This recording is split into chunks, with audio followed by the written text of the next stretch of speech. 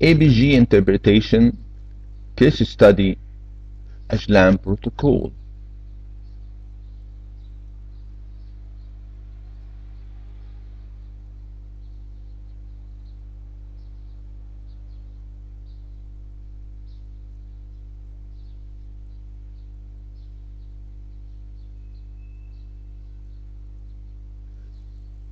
How to study ABG?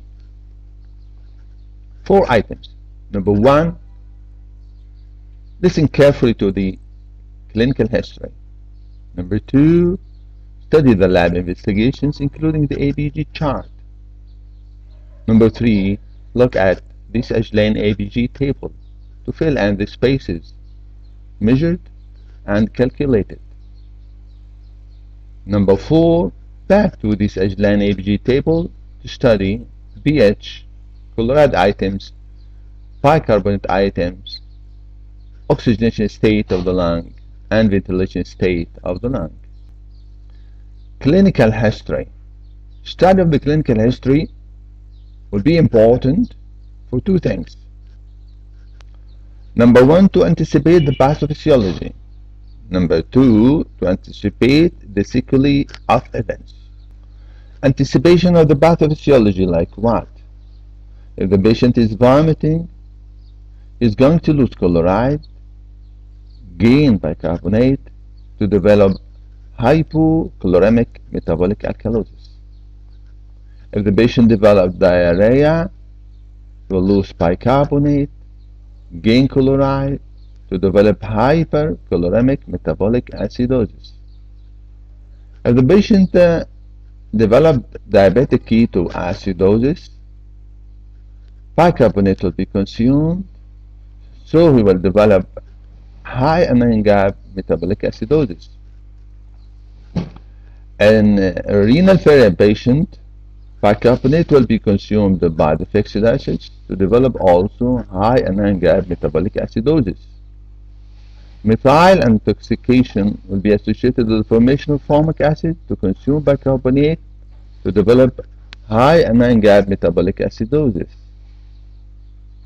Stable congestive heart failure, the patient will have hyponatremia, maybe on diuretics like furosemide to develop hypokalemic metabolic alkalosis. Liver cirrhosis patient will have hyponatremia, hypoalbuminemia, hypokalemia, and develop metabolic alkalosis. Anticipation of the sequelae of events, like what? If the patient develops vomiting, then became shocked, vomiting will develop hypochloremic metabolic alkalosis, then shock will develop high anion gap metabolic acidosis. Lab investigations, you should study sodium, chloride, potassium, BUN, serum creatinine, random blood sugar, ketone bodies, and serum lactate. Then come to the ABG chart to study it, to see the values. For the calculations of the calculated items, don't forget these formulas, these equations. I collected it in the form of golden rule in these 4 slides.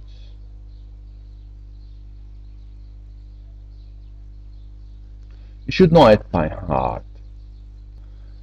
Number 3, look at the Aglan table and fill the spaces. These spaces are 2. Number 1, the measured items will be taken from the lab investigation and the ABG chart. Then the calculated items with these red arrows, you have to calculate it before starting the Aglan ABG table. Number 4, study Aglan table. This Aglan table, as I have mentioned before, is formed of measured values and calculated values. To start with, number 1, by the pH. Number 2, the chloride items. Chloride items, serum chloride, chloride sodium ratio, corrected bicarbonate, and strong ion difference. Number 3, bicarbonate items, serum bicarbonate, anion gap, buffer base, strong ion gap, base excess. Number 4, oxygenation state of the lung, FiO2, BO2, B arterial oxygen, Bishop oxygen of arterial oxygen, and alveolar arterial gradient. Number 5, ventilation state, the Bishop carbon dioxide and its relation to the pH and bicarbonate. To study the pH, for sure, see whether is it normal, acidemia, or alkalemia. Start studying the chloride atoms. Number 2, as I've mentioned before, serum chloride, chloride sodium ratio, anion gap, strong ion differences, and corrected bicarbonate. From these items and from these data, you will come to the diagnosis of the start diagnosis, start pathology, the first pathology. Number 3, studying bicarbonate items, serum bicarbonate, buffer base, phase excess, strong ion gap, and anion gap. This will give you the last or the second pathology and the second diagnosis. Number 4, the oxygenation state of the lung will be studied through studying FiO2 and BaO2, and you will come to the formula alveolar arterial gradient to diagnose the oxygenation state. Is it normal or hypoxic? Number 5, studying the ventilation state through studying the partial of carbon dioxide correlated with bicarbonate and pH. See whether the patient is hypoventilated, hyperventilated, normoventilated, compensated, or not. Case number 4. Female patient with congestive heart failure, dyspnea, orthopnea, low limb edema, cardiomegaly, bilateral perfusion, with blood pressure 120/80. She was on Lasix. She came to the ER. This patient was stable and became decompensated. So we have two conditions. One, stable state of this congestive heart failure, and then decompensation. He came and was in face mask 30%, pH 7.24, partial pressure of carbon dioxide 60, partial pressure of oxygen 79, oxygen saturation 93, bicarbonate 25, sodium 40, chlorides 91, potassium 3. Let's come and study this Aglan table. Number 1, look at the pH. pH is 7.24. This is acidemia. But when you look at the bicarbonate, it's 25, it's normal. And carbon dioxide is 60. If you calculate, this is a problem of carbon dioxide. Every 10 change in carbon dioxide will produce change in the pH 0.08. So 20 will produce 0.16. So this drop in pH is mainly due to hypoventilation, to the carbon dioxide retention. But there is some sort of mixed pathology. Let us study it. When you come to the chloride was low, 91. Chloride to sodium was less than 74. It is 65. So this patient, the previous start state, the stable state, was suffering from hypochloremic metabolic what? Strong ion differences is more than 40. Hypochloremic metabolic alkalosis. What about the corrected bicarbonate? Yeah, it's high, 37. So this patient, when he was in the stable state, Lasix with hypokalemia, he had hypochloremic metabolic alkalosis.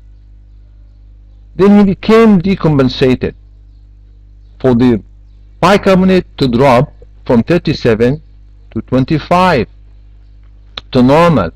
That's why when you look at the buffer base is normal, base excess is normal, but he dropped from this high bicarbonate metabolic alkalosis to develop metabolic acidosis, but he returned back to normal. What about the anion gap? Very high anion gap. So this patient was hypochloremic metabolic alkalosis, and when you measure the anion gap, 114 minus 37 plus 91 is 12.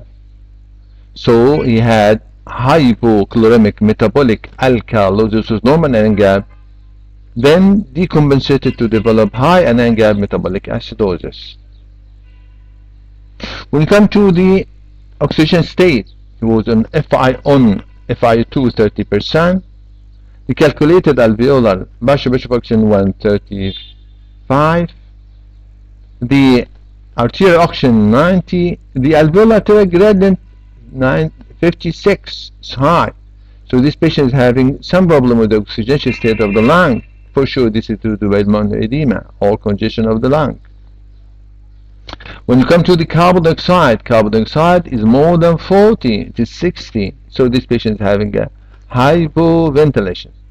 So the final pathology of this patient is that this patient had a pathology hypochloremic metabolic alkalosis with normal anion gap, followed by decompensation of congestive heart failure by high anion gap metabolic acidosis, in addition to hypoventilatory respiratory acidosis and bad oxygenation.